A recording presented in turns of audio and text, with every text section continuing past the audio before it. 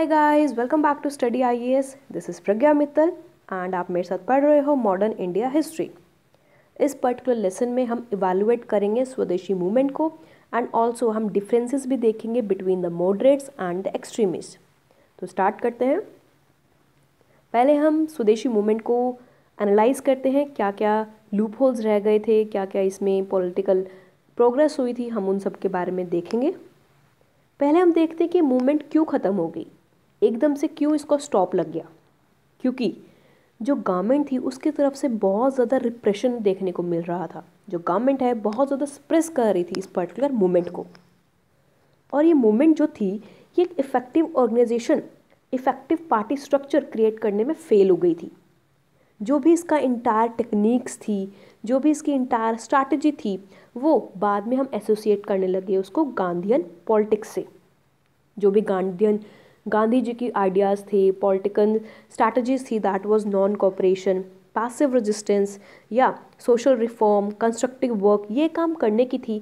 No doubt ये चीज़ें स्वदेशी मूवमेंट से उजागर हो गई थी, बट जो इसका काम था कि कैसे ये काम करनी चाहिए या ये कैसे वर्क करेंगी वो किसी को भी नहीं पता था।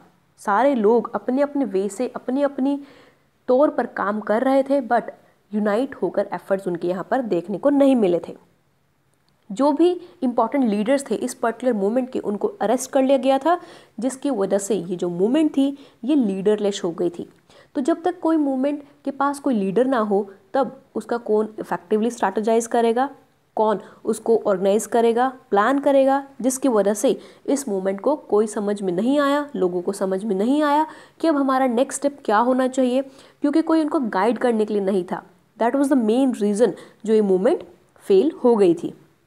इवन जो दूसरे लीडर्स थे, दैट वाज अरबिंदो घोष या बिपिन चंद्र पाल, उन्होंने रिटायरमेंट ले ली थी एक्टिव पॉलिटिक्स से कि अब हम पर्टिकुलर पॉलिटिकल पार्टीज़ में, पॉलिटिकल एक्टिविटी में कभी भी पार्टिसिपेट नहीं करेंगे। उन्होंने रिटायरमेंट ले ली थी। तो इस वजह से भी जो मूवमेंट है उसको एक सेटबैक मिलता है। काफ़ी ज़्यादा डिफरेंसेस भी हमें देखने को मिले थे between the moderates and extremist ideologies की वजह से, जिन्होंने एक बहुत ज़्यादा कॉन्फ्लिक्ट, कॉन्ट्रडिक्शंस यहाँ पर प्रेजेंट किया। क्योंकि जो लोग थे उनको समझ में नहीं आया कि हमें कौन से मेथड्स को यूज़ करना चाहिए, कैसे टेक्निक्स को अपनाना चाहिए, जिसकी वजह से ये जो आइडियोलॉजी का कॉन्फ्लिक्ट हो रहा था उसका इम्पैक्ट इस मूवमेंट पर भी देखने को मिला था। और ये इम्पैक्ट तब ज़्यादा स्ट्रेंथन हो जाता है जब सूरत स्प्लिट हुआ था, क्योंकि उस टाइम पर ये मूवमेंट दो केसेस में डिवाइड हो गई थी एट द सूरत सेशन। वो हम देखेंगे क्या आइडियोलॉजिकल डिफरेंसेस आए थे, किस रीजंस की वजह से सूरत स्प्लिट हुआ था। एक अच्छी बात ये रही थी इस मूवमेंट की कि इस मूवमेंट ने नो डाउट लोगों के कॉन्शियसनेस को अराउज कर दिया था, नेशनलिस्ट फीलिंग्स को अराउज कर दिया था, बट वो फेल ये इस बात में रह गई थी कि उनकी जो एनर्जीज़ हैं, इतना ज़्यादा उन्होंने एनर्जाइज तो कर दिया मासिस को, बट वो फेल हो गए थे कि कैसे जो उनकी एनर्जीज़ हैं उनको चैनलाइज करना है, उनको कैसे दिशा देनी है। इस पर्टिकुलर केस में वो फेल हो गए थे। और जो मूवमेंट थी वो ज़्यादा डिपेंड कर रही थी, ज़्यादा कन्फाइंड थी अपर और मिडिल क्लास ज़मींदार्स में, और फेल हो गई थी मासिस तक पहुंचने में, स्पेशली द पीजेंट्री। जैसे कि मॉडरेट्स की जो आइडियोलॉजी थी उन्होंने कभी भी मासिस में यकीन नहीं किया, मासिस की पॉलिटिक्स में, मासिस के पार्टिसिपेशन में, उनको हमेशा से ही मासिस की कैपेबिलिटीज़ पर डाउट रहता था, जिसकी वजह से जो पीजेंट क्लास थी उन्होंने इस पर्टिकुलर मूवमेंट में पार्टिसिपेट ही नहीं किया था। नॉन कॉपरेशन मूवमेंट या पैसिव रेजिस्टेंस, जो ये आइडियाज़ आ रहे थे ये सिर्फ आइडियाज़ ही बनकर रह गए, क्योंकि किसी को भी नहीं पता था कि कैसे काम करना है। वायलेंट टेक्निक्स इतनी ज़्यादा यूज़ हो रही थी, बायकॉट ऑफ गुड्स इतना ज़्यादा हो रहा था कि लोगों को लग रहा था कि आप बस अपने लेवल पर कुछ काम कर दो, बाकी देखा जाएगा। तो इस सॉर्ट ऑफ मेंटालिटी की वजह से भी इस मूवमेंट को सेटबैक मिलता है।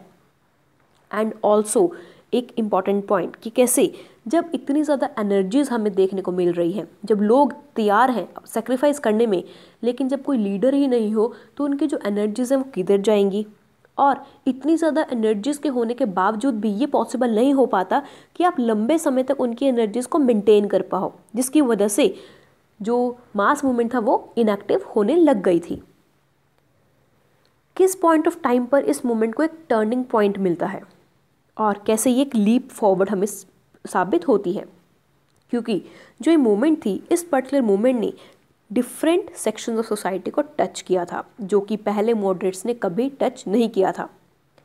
जैसे कि स्टूडेंट्स ने इसमें पार्टिसिपेट किया था, women, workers, even some sections of the urban and rural population also, उन्होंने भी इस पर्टिकुलर मूवमेंट में पार्टिसिपेट किया था।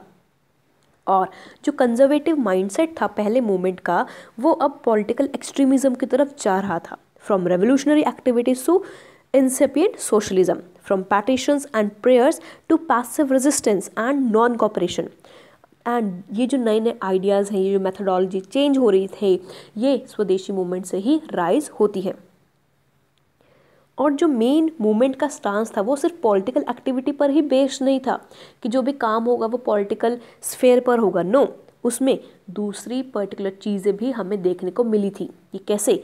Art and culture, literature, science and industry, इनके ऊपर भी इम्पैक्ट हुआ था। क्योंकि जो स्वदेशी मूवमेंट थी उसका जो टैग था, जो लोगो था, वो ये था, स्वदेशी अपनाओ, राइट। जिसकी वजह से जो ब्रिटिश के गुड्स थे, ब्रिटिश इंडस्ट्रीज थी, उसको बायकॉट किया गया, ब्रिटिश गुड्स को बैन किया गया, यूज़ नहीं किया गया, जो प्रमोशन दे रही थी इंडिजीनियस गुड्स एंड इंडस्ट्रीज़ को। इसकी वजह से काफ़ी ज़्यादा ट्रेड यूनियन सेटअप होती हैं, इंडिया की खुद की इंडस्ट्री सेटअप होती है, तो एक मेजर बूस्ट मिलता है स्वदेशी मूवमेंट को, स्वदेशी गुड्स को। इसकी वजह से ये एक अच्छा पॉइंट रहा था स्वदेशी मूवमेंट में। इवन जो लोग थे उनके कॉन्शियसनेस पे अटैक हुआ था डायरेक्ट, अब वो भी तैयार हो गए थे मास पार्टिसिपेशन के लिए। और जो स्वदेशी कैंपेन था उन्होंने अंडरमाइन कर दिया था hegemony of the colonial ideas and it's institution. अब एक्सपोज हो गई थी ब्रिटिशर्स की पॉलिसीज़, उनके जो आइडियाज़ थे कि आप इंडिया की भलाई के लिए कोई काम नहीं कर रहे, ना ही आपने कोई एक्सप्लोटेशन कम की है, ना ही कोई इम्प्रूवमेंट हमें देखने को मिली है पीजेंट्स के स्टांस में या ट्राइबल मूवमेंट्स के तौर पर। बट जो भी ओवरऑल स्टांस था, इसने एक बेस फॉर्म कर दिया था फर्दर नेशनलिस्ट मूवमेंट्स के लिए। Alright, so that was the major things. इस टाइम पर, स्वदेशी मूवमेंट के टाइम पर, काफ़ी ज़्यादा बायकॉट मूवमेंट्स भी चल रही थी एंड उन्होंने क्लियर कर दिया था कि जो मॉडरेट्स का स्टांस है, मॉडरेट्स की जो आइडियोलॉजी है, जो उनका व्यू पॉइंट्स था, वो अब ऑब्सोलीट हो चुके हैं, वो पुराने हो चुके हैं। अब ज़रूरत है कुछ नया लाने की। कैसे? नए मेथड्स ऑफ टेक्निक्स हमें डेवलप करनी है ताकि जो ब्रिटिशर्स हैं उनको टफ रेजिस्टेंस मिल सके। जो मॉडरेट्स थे उन्होंने ना ही कभी मासिस की पावर में यकीन किया, ना ही मासिस को कभी अपील किया। जो भी उनके प्रोपेगेंडस थे ना ही कभी मासिस तक पहुंच पाए, जिसकी वजह से जो ऑल इंडिया स्वदेशी कैंपेन्स थे या बायकॉट मूवमेंट्स थी जो हमें एक्सट्रीमिस्ट के अंडर देखने में मिल रही थी, वो कभी भी हमने मॉडरेट्स के केस में नहीं देखी थी। तो इस केस में हमें ये डिस्कवर कर लिया था कि not all it's leaders which was rather neutral, कि जो भी लीडर्स थे मॉडरेट्स के, सारे कुछ लीडर्स थे वो नई टेक्नोलॉजीज को नहीं अपना रहे थे, बल्कि उन्होंने पैसिव रहना ही ज़्यादा उच्च समझा, क्योंकि जो ब्रिटिशर्स है वो उनको भड़का रहे थे एक्सट्रीमिस्ट के अगेंस्ट। तो आपको दो व्यू पॉइंट से यहाँ पर सोचना है कि जो ब्रिटिशर्स जो मॉडरेट्स को इंटाइज कर रहे थे, उनको कह रहे थे कि आप हमारे पास आ जाओ, एक्सट्रीमिस्ट आपके टोटली अगेंस्ट हैं, उन दोनों को भड़का रहे थे एक दूसरे का अगेंस्ट, जिसका इम्पैक्ट इस मूवमेंट पर भी देखने को मिला था। और दूसरा पॉइंट ये कि मॉडरेट्स भी उन्होंने न्यूट्रल स्टांस अपनाया हुआ था, वो भी कोई मैसिव रेजिस्टेंस, पैसिव रेजिस्टेंस या बॉयकॉट मूवमेंट में शामिल नहीं हो रहे थे, जिसका इफेक्ट होता है, नेगेटिव इम्पैक्ट होता है स्वदेशी मूवमेंट पर। बट एक जो लूप होल है एक्सट्रीमिस्ट आइडियोलॉजी में, वो है कि उनकी जो आइडियोलॉजी थी उसमें कंसिस्टेंसी नहीं थी। वहाँ पर जो भी लीडर्स थे अपने अपने एरिया में काम कर रहे थे, कोई यूनिटी में काम नहीं कर रहे थे, जिसकी वजह से एक कॉमन एफर्ट हमें यहाँ पर देखने को नहीं मिलता। और जो भी डिफरेंट सीक्रेट सोसाइटीज़ यहाँ पर चलाई जा रही थी, पॉलिटिकल वायलेंस यहाँ पर हो रहा था, उनके डिफरेंट परसेप्शंस थे, डिफरेंट उनके गोल्स थे। जैसे डिफरेंट इंटरप्रिटेशंस आ रहे थे स्वराज की बाय द औरबिंदो एंड तिलक, क्योंकि जो तिलक थे वो कह रहे थे कि जो मेरा मतलब है स्वराज का, वो है some sort of self government, कि हमारे खुद की सेल्फ गवर्नमेंट होनी चाहिए, कि हम खुद के लिए ही पॉलिसीज़ अपना पाएँ, खुद के लिए ही पॉलिसीज़ बना पाएँ। ये व्यू पॉइंट था तिलक का। लेकिन जो औरबिंदो घोष थे वो कह रहे थे कि स्वराज का मतलब मेरे लिए ये नहीं है, मेरे लिए ये मतलब है कि हमें कंप्लीट इंडिपेंडेंस चाहिए फॉरेन रूल से। तो यहाँ पर भी हमें ideological conflict between the Tilak ideology and Aurobindo Ghosh ideology देखने को मिल रही थी। इवन पॉलिटिकल आइडियोलॉजिकल लेवल पर भी जो इम्फोसिस था मास पार्टिसिपेशन का, वो एक्सट्रीमिस्ट दे रहे थे, ना कि मॉडरेट्स। इस वजह से जो मासेस थी उनमें भी पैट्रियोटिज्म की फीलिंग राइज होती है, जो कि काफ़ी हाई लेवल पर जाती है, at a level of academic pass time to one of the service and sacrifice for the country. क्योंकि जो मॉडरेट्स के टाइम पर था पैट्रियोटिज्म, वो सिर्फ अकेडमिक पास टाइम के तौर पर था, लेकिन जो एक्सट्रीमिस्ट के टाइम पर पैट्रियोटिज्म की फीलिंग थी that was of the nature of service and sacrifice, कि आपको कंट्री के लिए काम भी करना है और टाइम आने पर सेक्रीफाइस भी करना है, कि आपको नहीं घबराना चाहिए खून देने से, तो आपको सेक्रीफाइसेस करने के लिए हमेशा ही रेडी होना चाहिए। सो ये इतनी ज़्यादा रेडिकल रिएक्शनरी पॉलिसीज थी एक्सट्रीमिस्ट की। और जो ये प्रोग्रेसिव पॉलिटिकली प्रोग्रेसिव एक्सट्रीमिस्ट थे, उनके जो आइडियोलॉजीज थी वो बन चुके थे सोशल रिएक्शनरीज, क्योंकि पहले तो वो पॉलिटिकल मोटिव के लिए काम कर रहे थे कि हमें ये कॉन्स्टिट्यूशनल रिफॉर्म्स चाहिए या ऐसे काम होना चाहिए, ऐसे सेल्फ गवर्नमेंट आनी चाहिए। अब उनका जो स्टांस था, अब सोशल जो सोसाइटी में इविल्स हैं, सोसाइटल इविल्स हैं, उसकी तरफ पे जाने लग गया था। और उनकी एक ओवरटोन हमें देखने को मिल रही थी, that was reactionist, revivalist and obstructionist approach. जो तिलक था, उन्होंने क्यों अपनी रिएक्शनरिस्ट पॉलिसी को वो अपना रहे थे? नो डाउट जो ब्रिटिश गवर्नमेंट कहीं ना कहीं कुछ कंपनसेशन देने के तौर पर एज ऑफ कंसेंट बिल लेकर आती है, जिसमें कहा गया था कि जो मैरिजेबल एज है गर्ल्स के लिए 10 साल की, अब उसको 12 साल तक हम कर देंगे, तो 2 सालों का इंक्रीजमेंट यहाँ पर होने लगा था। जो तिलक थे उन्होंने इसको अपोज किया। क्यों? इसलिए नहीं कि ये जो बिल है ये गलत है, इसलिए वो कह रहे थे कि जो इंडियंस हैं उनको ही राइट होना चाहिए अपने लिए पॉलिसीज फ्रेम करने का, ना ही कोई फॉरेन एलियन रूल हमारे लिए डिक्टेट करे। तो इस वजह से उनको एक रिएक्शनरी नेशनलिस्ट के तौर पर भी लेबल कर दिया गया था। उनको ये भी कहा गया था कि आप एक हिंदू नेशनलिस्ट हो, क्योंकि जो भी उनकी अप्रोच थी वो प्रमोट कर रहे थे गणपति फेस्टिवल्स को, शिवाजी फेस्टिवल्स को, तो वो ऐसा लग रहा था कि वो सिर्फ हिंदू इंटरेस्ट को प्रमोट कर रहे हैं, हिंदू के इंटरेस्ट को प्रमोट कर रहे हैं, हिंदू नेशनलिस्ट को प्रमोट कर रहे हैं, जिसकी वजह से जो मुस्लिम्स थे उनको एक सेटबैक मिलता है। उनको लगता है कि हमारी कोई अपील ही नहीं है, हमें कोई इंक्लूड ही नहीं कर रहा, जिसकी वजह से यहाँ पर मेजर डिफरेंसेस हमें देखने को मिले थे between the politics and the religion. तो यहीं से शुरू हो गया था रिलीजन में पॉलिटिक्स आना और पॉलिटिक्स में रिलीजन का आना, जिसका इफेक्ट, बहुत ख़राब इफेक्ट हमें देखने को मिला था इन आर फर्दर नेशनल मूवमेंट्स में। एंड इसका जो एंड रिजल्ट था वही हुआ था जो हम सब जानते हैं, that was the partition of the country, जिसकी वजह से, जिसके अभी भी जो हॉरर सेटबैक्स हैं लोगों के माइंड में आज तक रह रहे हैं। जो जिन लोगों ने पार्टीशन देखा था, अभी तक उनके जो भी इफ़ेक्ट हैं लोगों के माइंड से नहीं जा पाए हैं। इतना ज़्यादा ख़राब सीन था, इतना ज़्यादा वो हार्ट रेंचिंग डिसीजंस थे, जिसकी वजह से दोनों कंट्रीज़ के लोगों के लिए बहुत ज़्यादा डिफ़िकल्ट मोमेंट्स रहे हैं। इवन जो बिपिन चंद्र पाल थे या अरबिंदो घोष थे, उनको भी कहा गया था कि आप सिर्फ इंडियन नेशन की तरह सपोर्ट कर रहे हो, इंडियन नेशनल इंटरेस्ट को सपोर्ट कर रहे हो, ना कि पूरे ओवरऑल इंडिया को सपोर्ट कर रहे हो, जिसकी वजह से यहाँ पर जो मुस्लिम्स थे वो एलियनेट हो जाते हैं इस पर्टिकुलर मूवमेंट से। सो यहाँ पर हमें कैसे देखने को मिला था कि जो रिलीजन है वो पॉलिटिक्स के बीच में आ रहा था। अब हम मॉडरेट्स और एक्सट्रीमिस्ट की आइडियोलॉजी के बारे में देखते हैं कि क्या क्या इनमें डिफरेंसेस थे। पहले हम मॉडरेट्स के बारे में पढ़ेंगे।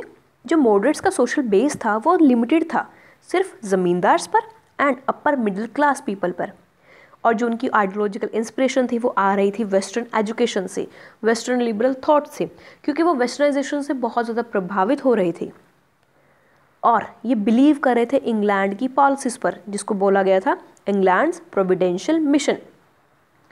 इसमें क्या होता है, इसमें कहा गया था कि जो भी इंग्लैंड का मिशन है जो इंडिया में लेकर आ रहे हैं वो इंडिया के इंटरेस्ट में होगा, but reality we all know कि ऐसा कुछ भी नहीं था। लेकिन जो मॉडरेट्स थे वो ब्रिटिश की लॉयल्टी पर यकीन कर रहे थे, ब्रिटिश की पॉलिसीज़ पर यकीन कर रहे थे, एंड उनको यकीन था कि अगर हम प्रेयर और पेटिशन मैथडोलॉजी अपनाएंगे तो ब्रिटिश कभी ना कभी हमारी जो डिमांड्स है उसको सुन लेंगे।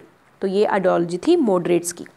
इवन वो ये भी कह रहे थे कि जो मासेस हैं उन्होंने कभी भी मासेस को अपील नहीं किया, मासेस तक उनकी पॉलिसीज कभी गई नहीं, उन्होंने सिर्फ कॉन्स्टिट्यूशनल रिफॉर्म्स पर फोकस किया, कॉन्स्टिट्यूशनल मेथड्स को ही अपनाया, कॉन्स्टिट्यूशनल एजिटेशंस किया, कॉन्स्टिट्यूशन से बाहर आकर एक्स्ट्रा कॉन्स्टिट्यूशनल मीन्स उन्होंने कभी अपनाने की नहीं सोची थी, क्योंकि उनको लग रहा था कि अगर हम ब्रिटिशर्स का साथ देंगे, ब्रिटिशर्स की पॉलिसी को अपनाएंगे, ब्रिटिशर्स की रिस्पेक्ट करेंगे, तभी ब्रिटिशर्स हमारे लिए कुछ कर पाएगी। कि मतलब वो ब्रिटिशर्स को खुश करने में लगे हुए थे, वो ये नहीं सोच रहे थे कि ओवरऑल एक्सप्लॉइटिव करैक्टर जो ब्रिटिशर्स का है वो इंडिया के ही फेवर में नहीं है। तो ये चीज़ समझी थी एक्सट्रीमिस्ट ने, एक्सट्रीमिस्ट जो सेक्शन था उन्होंने ये बात समझ ली थी। तो इस वजह से एक पॉलिटिकल आइडियोलॉजिकल कॉन्फ्लिक्ट हमें देखने को मिला था। अब हम देखते हैं कि एक्सट्रीमिस्ट की क्या आइडियोलॉजी थी एंड उनका सोशल बेस क्या था। अनलाइक द मॉडरेट्स जिनका सोशल बेस बहुत लिमिटेड था ज़मींदारी सेक्शंस पर या अपर क्लास लोगों पर, जो एक्सट्रीमिस्ट था इनमें इंक्लूडेड थे एजुकेटेड मिडिल क्लास लोग भी और लोअर मिडिल क्लास लोग भी। तो इनका जो मेन बेसिस था, इनमें हर कैटेगरी, हर सेक्शन ऑफ सोसाइटी के लोग इंक्लूड हो गए थे। अनलाइक द मॉडरेट्स जिनको इंस्पिरेशन मिल रही थी from the westernization, western liberal thought, जो आइडियोलॉजिकल इंस्पिरेशन एक्सट्रीमिस्ट को मिल रही थी वो आ रही थी इंडिया के खुद के कल्चरल पास्ट से, इंडिया के कल्चरल रिच ट्रेडिशन से, इंडिया की कल्चरल हिस्ट्री से, जिसकी वजह से उन्होंने इंडिया के रिवाइव किया कल्चरल पास्ट को और उसमें ही यकीन शो किया था। और जो इंग्लैंड की प्रोविडेंशियल मिशन थ्योरी थी उसको भी एल्यूजन इन्होंने करार कर दिया था कि ये सिर्फ हमारा भ्रम है कि ब्रिटिशर्स इंग्लैंड का अगर कोई मिशन आ रहा है तो वो हमारे फेवर में होगा, तो ये टोटली भ्रम है, इसको आपको बाहर निकलना चाहिए। इवन वो मना कर रहे थे कि ब्रिटिश के अगेंस्ट कोई भी लॉयल्टी शो नहीं करनी चाहिए क्योंकि वो अनवर्दी हैं, वो डिज़र्व ही नहीं करते हमारी लॉयल्टी को।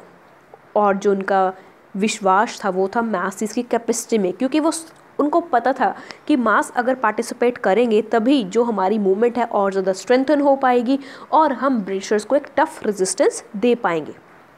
इवन उनकी एक मोस्ट रेडिकल अप्रोच ये थी कि आपको सेक्रीफाइस करने के लिए भी हमेशा तैयार रहना है, जो कि मॉडरेट्स की आइडियोलॉजी में, मॉडरेट्स की व्यू पॉइंट्स में हमें कहीं पर भी देखने को नहीं मिली थी। उन्होंने सिर्फ स्वराज की डिमांड की थी और उन्होंने कहा कि अगर हमें स्वराज मिल गया तो यही हमारा सोल्यूशन होगा हर एक सोशल इविल का।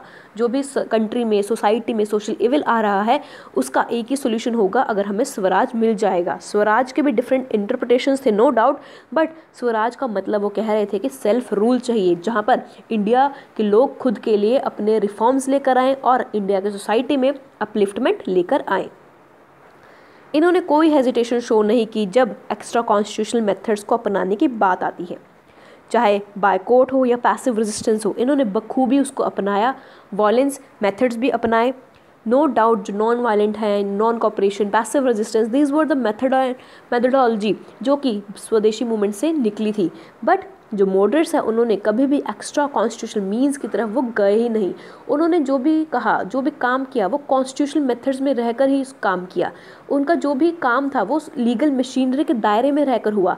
लेकिन जो एक्सट्रीमिस्ट थे उनके जो काम था वो बाहर गया लॉ के दायरे से भी, क्योंकि उनका मेन मकसद था ब्रिटिशर्स को टफ फाइट देना, टफ रेजिस्टेंस शो करना। और ये कहा कि आपको हमेशा तैयार रहना है सेक्रीफाइस करने के लिए for the sake of the country, country के लिए आपको बलिदान देने के लिए हमेशा तैयार रहना है। So that were the differences between the extremists and the moderates.